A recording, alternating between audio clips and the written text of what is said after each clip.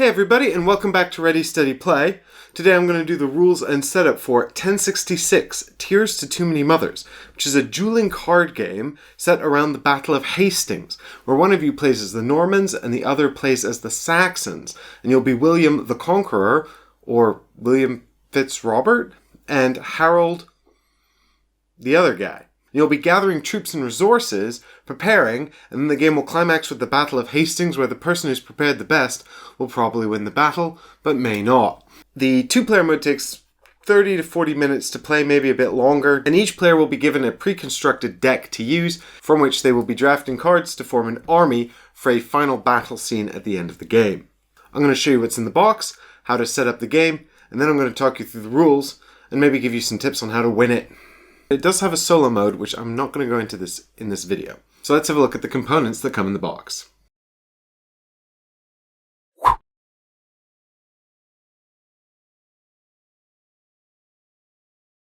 We've got a rule book, but we don't need that right now. We've got William Fitzrobert, the Duke of Normandy. We have 7 objective cards with the letters A through G on them. They climax with the Battle of Hastings and begin with Halley's Comet, and there's an assortment in between. And then we've got an army deck here, big old stack of cards. And we have exactly the same for the Saxons. Wound tokens in each color. We've got 3 wedges here which will be used to represent the Battle of Hastings. Each player gets a player aid with different rules on them, so they're not really free. These are for sharing. You'll both need this information. Except after this video, you won't need any of it.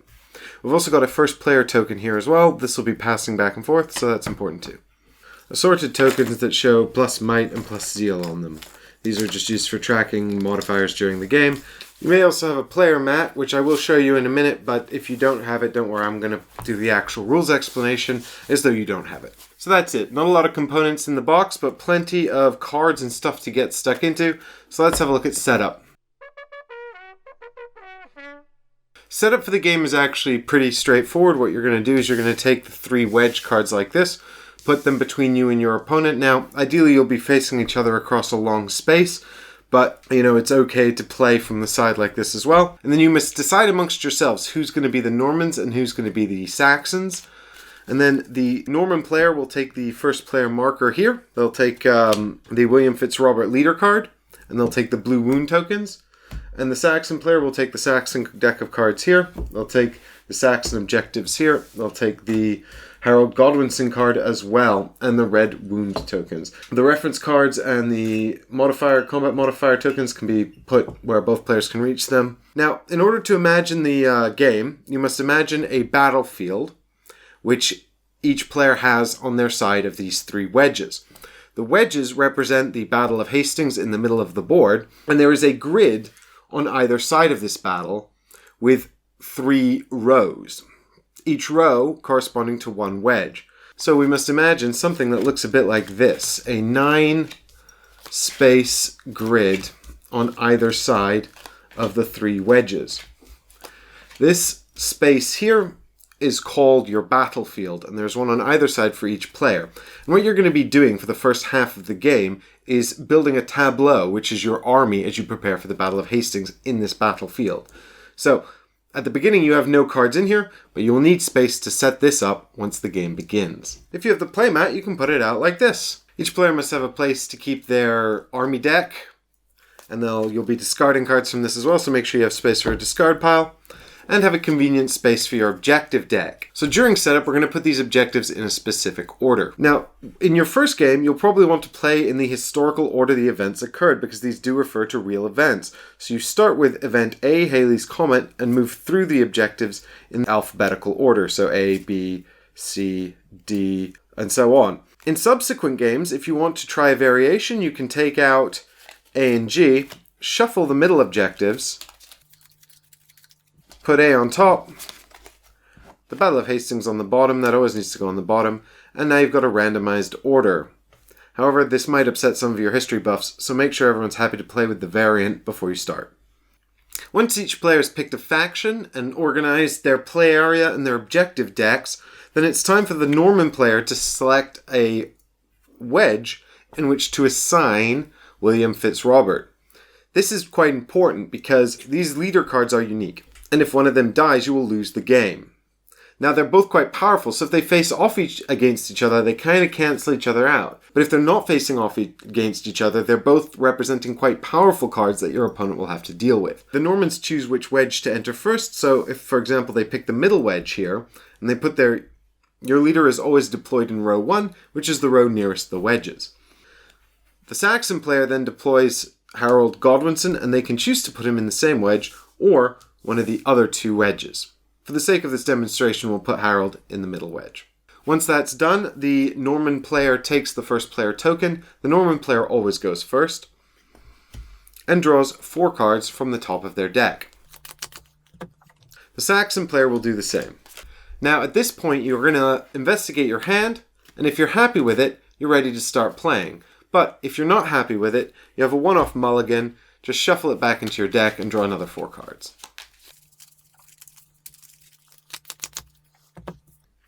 And there you have it, we're ready to begin play. Every turn in 1066, Tears to Many Mothers, players are going to be drawing cards off the top of their army deck here, looking for characters, tactics, resources, and all kinds of things we'll look at in a minute, in order to build up this tableau that represents their army, so that when they get to their final objective, the Battle of Hastings, they can win the battle. But that's not the only way to win the game. You see, when you get to the Battle of Hastings, you want to capture these wedges, and we'll talk about that later. But if you capture 2 of the 3 wedges, you win. Good job. You can also win by killing one of these 2 leader cards. So if Harold kills William before the Battle of Hastings takes place, or during the Battle of Hastings, then history has changed and Harold has won. The other way to win is if at the start of a turn, when players go to draw cards from their army decks, one player is able to draw at least 1 card, and the other player has no cards left and can't draw any at all. In which case, the player who drew is the winning player. So those are your 3 win conditions. The game takes place in 2 main sections, really. The first section is the build-up to the Battle of Hastings, which is every objective that is not the Battle of Hastings. Once one player arrives at the Battle of Hastings objective, the game kind of moves into the Battle of Hastings section of the game, which is similar but slightly different. If a player arrives at the Battle of Hastings before the other player can complete their objectives and get to Hastings, they can get a head start on that section of the game, which can be very powerful, so you don't really want to allow that to happen. You want to try and keep pace with your opponent's objectives. But during the first section of the game, you're really going to focus on filling out this tableau with useful cards and characters. So what we're going to do now is we're going to talk about the structure of a turn and look a bit at the cards you're going to be playing during your turn. Each round consists of 4 phases. The 4 phases are preparation, deployment, wedge, objective. During preparation, you'll be drawing cards. During deployment, you'll be triggering card abilities and playing cards from your hand. During wedge, you'll only activate this phase if someone's in the Battle of Hastings, and then you'll be doing wedge combat to capture these wedges. You'll only be doing the objective phase if 1 or more players has not yet made it to the Battle of Hastings, and then you'll be completing these objective decks here. We'll start with the preparation phase. So the first thing that happens in the preparation phase is you check for victory. If anyone has an army deck that's empty, the game ends.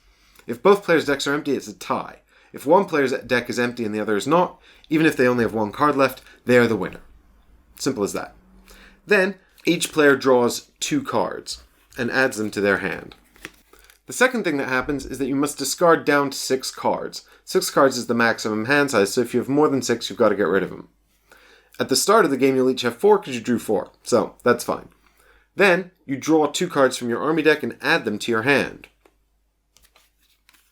There is a variant in the game which allows you to draw more cards during this phase and then discard down, allowing you a bit more control over what's in your hand. You can draw 3 and discard 1, or draw 4 and discard 2. Note that playing with these variants are more likely to trigger the game end condition where one of the army decks is emptied. However, if you're playing with the standard rules, just draw 2 cards. The last step of the preparation phase involves readying cards. Cards that are facing a wedge like this are considered to be ready, and cards that are at a right angle like this are called tired.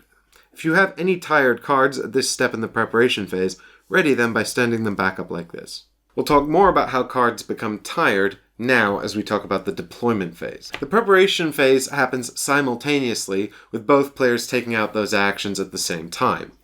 Once all of that has been done, you're ready to move into the deployment phase, where players will take turns playing cards from their hand or activating abilities in their tableau. This phase begins with the player who has the first player token. During the deployment phase, there are 4 things you can do. You can play a card from your hand, you can execute an action, you can sacrifice a card, or you can pass. If you pass, you're out for the rest of the deployment phase, and the other player can continue to take actions during this phase until they also pass. The first person to pass takes the first player token and will be the first player in the next deployment phase next round. Play a card means that you play a card from your hand. So what we'll do now is we'll look at a selection of cards you might find in your hand that are representative of all of the cards in your army deck. Here we've got an example of a Norman unit. There are 2 kinds of cards that will form the bulk of your army, units and characters. And we can tell that these are different types of cards by the text along the right side of the card. There are also events that can be played to affect the course of the battle, as well as attachments that can be played on characters, and tactics that can be played to the board to help you gather resources. But we'll look at all of this stuff later. Let's start by looking at characters and units. We'll start by looking at the anatomy of a unit card. Here is a standard unit card. This is a Norman card, which we know from the Norman crest down here, but the anatomy of the card is the same for both factions. Now, here we've got a crest that's just a little bit of art to indicate what kind of card this is. For example, you'll see on our cavalry card here that there's a horsey, and here on the maceman we have a little pair of crossed swords. Now, under Norman maceman, we've got some keywords here, Norman and infantry. We may find other cards that reference these, for example, giving bonuses to Norman units or infantry. Beneath that, we have an action. Now, cards will have different text down here, and we'll go into that in a bit more in a minute.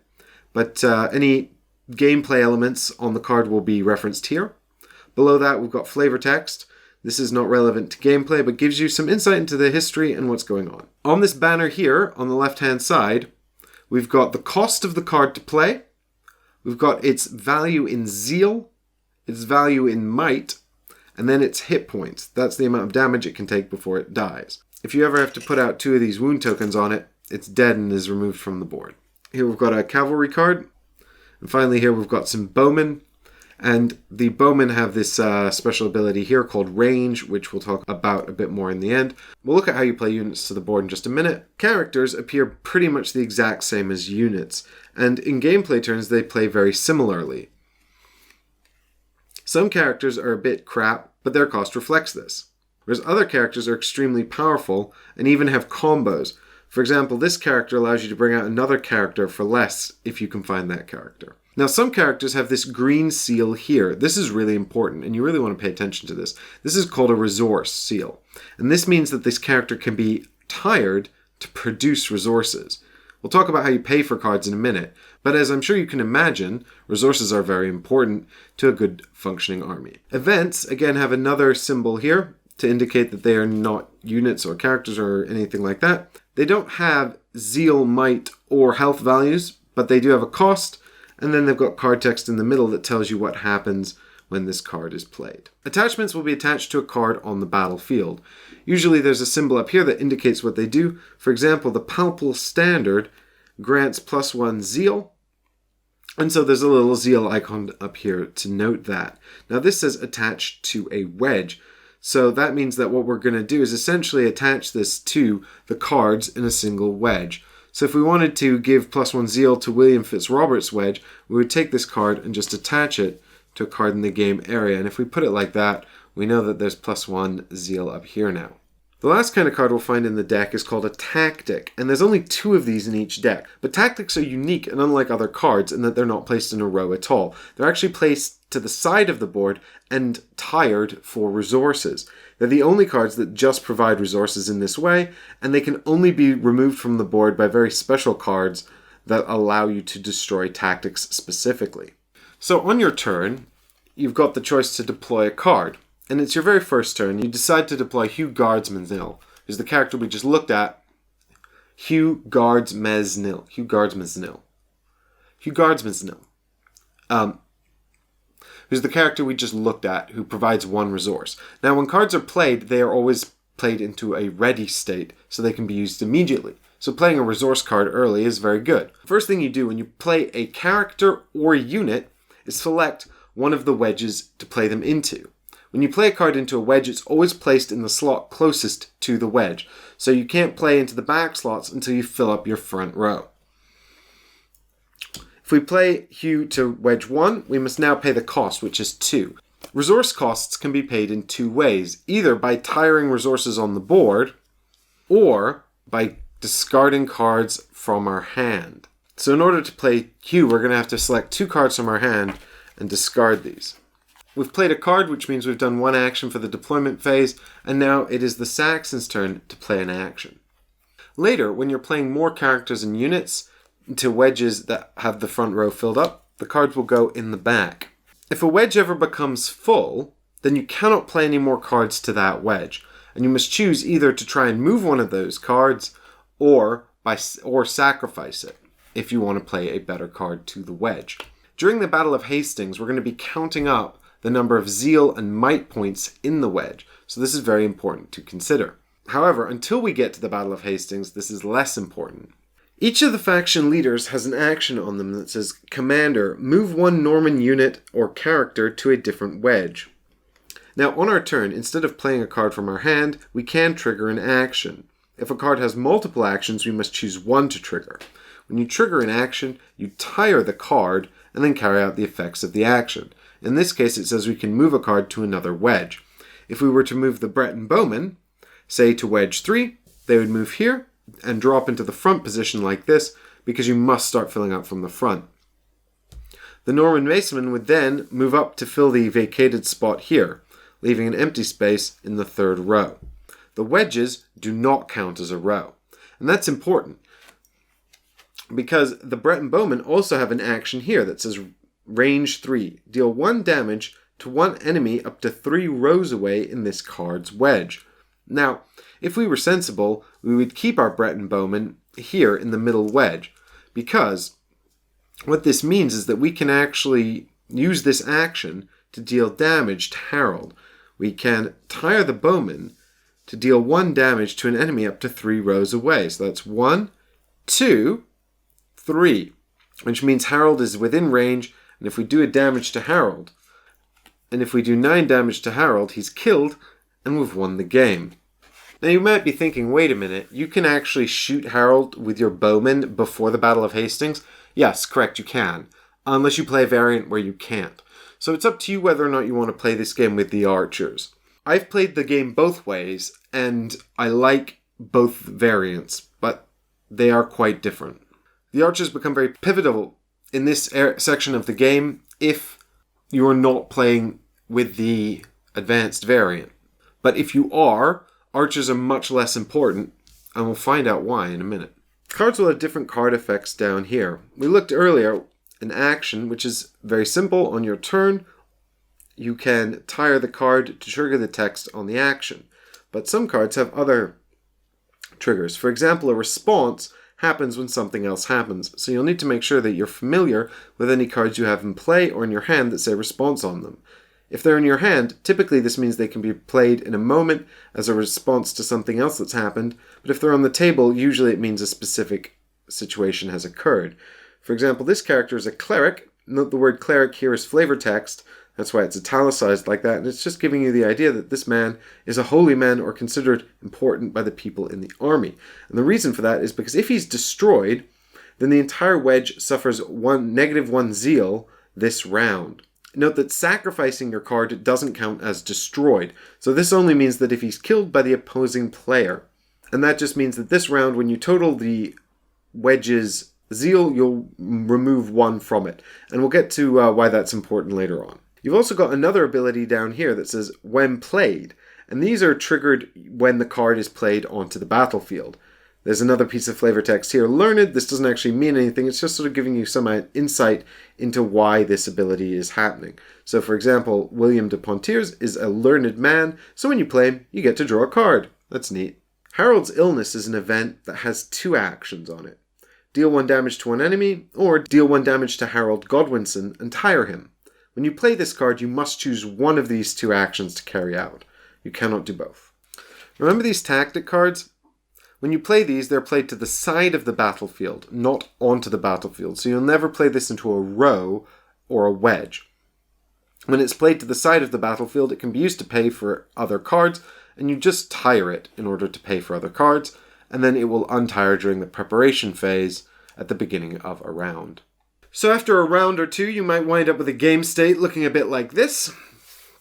And once you've completed the deployment phase, you're ready to move into the wedge phase. But because we're not yet at the Battle of Hastings, we're going to skip right over the wedge phase and go straight to the objective phase, which is the last phase of the round. In the objective phase, we're going to look at this objective card deck. The first objective in the deck is always Halley's Comet, and it just says, this objective is destroyed automatically. When destroyed, move on to War Council at Ruin, unless you've gone with the random variant, in which case move on to the next card.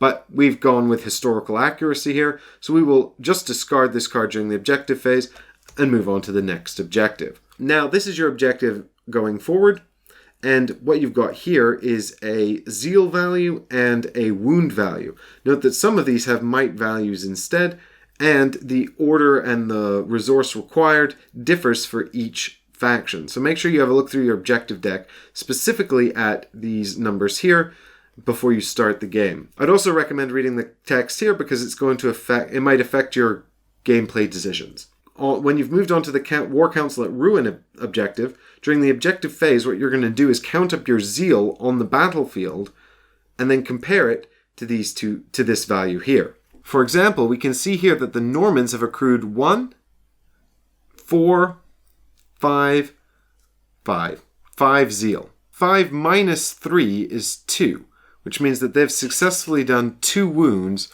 to this objective card. Once they reach 6 wounds on the objective card, it's destroyed, and they can move on to the next objective. If we're on an objective that requires might, then instead we would count up the might available on the board here. In this case, it would be 1, 4, 5, 6, 7. Some of these objectives have extra card effects on them. When they're destroyed, they'll tell you what happens. They might require you to sacrifice a unit, or they might allow you to draw a card. When you are activating the text on the objective cards, ignore the part that says solo. That's only when you're playing by yourself. A few things to note about completing objectives. You complete the objective when the number of wounds on the card is equal to or exceeding the wound value. Then you destroy that card and move on to the next card. Any excess damage that you would have done is not applied to the new card.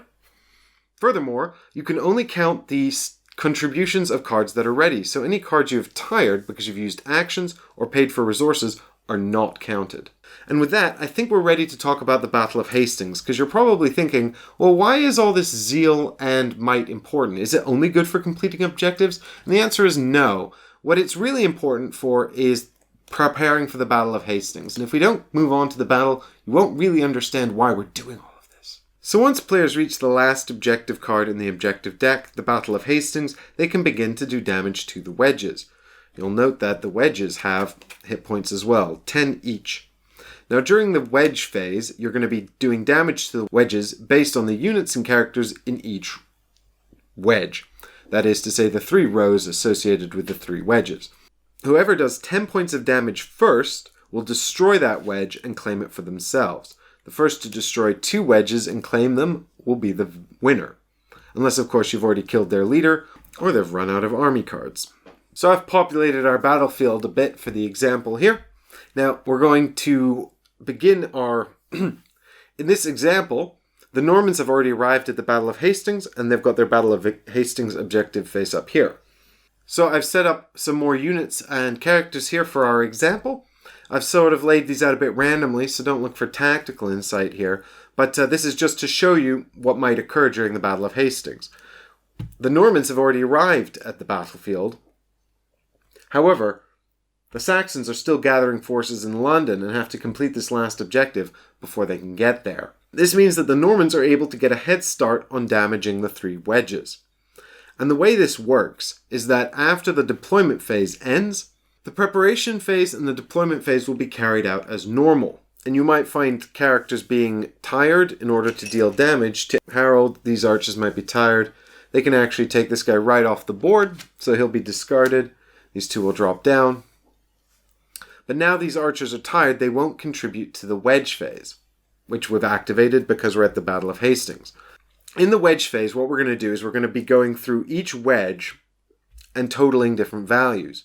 So we start with the might phase first. So we're going to go to wedge 1 and we're going to total the might on each side. Now, in this case, what we've got is 2 might on the Norman side and 4 might on the Saxon side.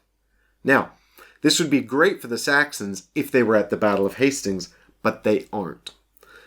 However, because their might exceeds the Norman might, nothing happens. And then we'll do the same again for wedge 2. In this case, the Normans have 3 might, the Saxons 5 might. So again, the Saxons win. If they hadn't tired their archers, then they would actually win this by 1. However, because the archers are tired, the Normans lose again. So that's something for them to think about. Maybe they should use their archers to start picking off some of these weaker guys. Finally, the Normans are going to lose wedge 3 as well, but that's fine. So then we'll move on to wedge 3. Now, the Normans have 4 might in wedge 3. They don't count the archers again because they're tired, against just 1 might on the Saxon side. So they've got 3 might more with 4v1, which means that they do 3 wounds to the wedge. This is important because the way might combat works over wedges is slightly different to the way zeal combat works. We'll now move on to zeal combat, having completed might combat for all 3 wedges. Zeal combat starts off working the same. We'll total the zeal on either side and see who has more. In the case of wedge 1, the Normans have more. They have 2 zeal against the Saxons' 0 zeal. However, instead of doing 2 wounds, they'll just do 1. With zeal combat, it doesn't matter how much you exceed the opponent's zeal by, you'll only ever do 1 wound with zeal. And that makes it a lot less potent during the Battle of Hastings, but you shouldn't ignore it. It's still important. If players are ever tied for might values, that is, the might value in each wedge is equal, for example, if these archers were stood up, both of these sides would have might 6, then both sides do 1 damage. However, if you're ever tied for might, and it's 0, because maybe everybody's dead, no damage is done. So you deal 1 damage each if there's a tie above 0, but no damage at all if there's a tie at 0. Tied might, you'll always do 1 damage each. With zeal, in the event of a tie that has a value, each player will do a wound. But if you're tied for 0 zeal, for example, if these 2 guys were killed for some reason, or moved away, I don't know, the Saxons have 0 zeal, the Normans have no 1, nothing happens on the zeal combat. Once you've resolved might combat for each wedge and zeal combat for each wedge, then you've completed the wedge phase, and you check to see if anyone's reached 10. If nobody's reached 10, then this will continue next round. But if someone's reached 10, they claim the wedge. It's destroyed, they claim the wedge, and pretty much those cards are pretty much out of the game at this point. Unless they have abilities on them or they can be tired for resources, they'll still continue to be part of the game. They can be moved around between wedges, they can be tired, they can be tired for actions or resources, but they won't participate in the wedge phase anymore.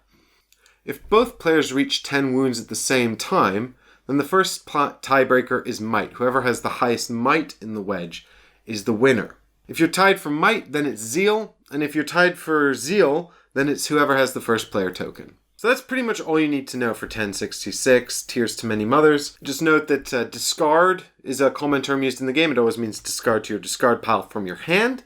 Destroy means remove from the battlefield to your discard pile.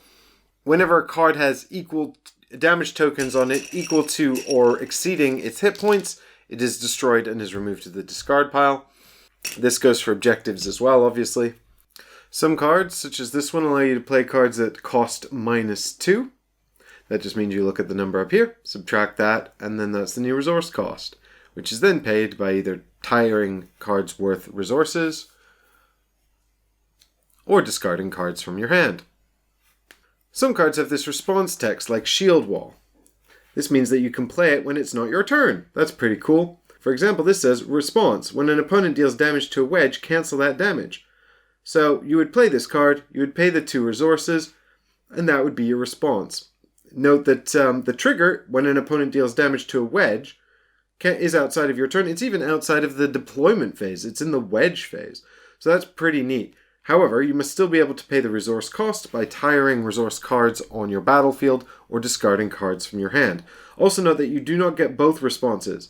This response has a completely different trigger, and you must choose one and play it at the appropriate time. Also, you ignore the solo part because you're not playing solo mode.